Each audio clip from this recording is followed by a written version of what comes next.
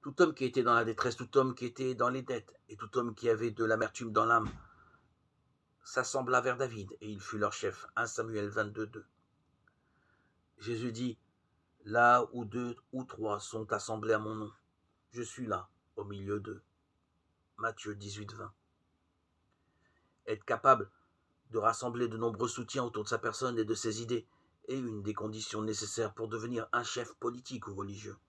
L'histoire de David, qui se termine sur le trône d'Israël, commence dans une caverne où il devient, pour les désespérés qui le rejoignent, à la fois un centre et un chef. Pas d'autre sélection que leur misère. Ce qui les qualifie, c'est qu'ils ont épuisé toute ressource humaine.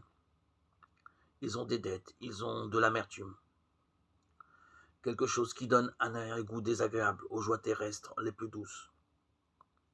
Chacun de ceux qui ont rejoint David a trouvé auprès de lui une réponse à son besoin personnel. Près de moi, tu seras bien gardé, dit-il. 1 Samuel 22-23. Mais plus que cela, ils sont appelés à une vie collective qui n'a d'autre motivation que leur attachement commun au roi rejeté. N'est-ce pas là dans l'Ancien Testament déjà l'écho de ce que l'on trouve dans l'Évangile? Il n'y a de salut en nul autre que Jésus-Christ. Aucun autre nom n'est donné aux hommes qui puissent nous sauver.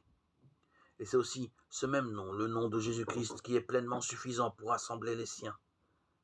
Sa promesse, je suis là au milieu d'eux, est assurée à ceux qui se satisfont de sa seule présence, le reconnaissent comme centre de leur vie, et ils se soumettent à son autorité. Il en résulte que dans toutes les assemblées diverses à travers le monde, se forme une vie collective heureuse autour du Christ,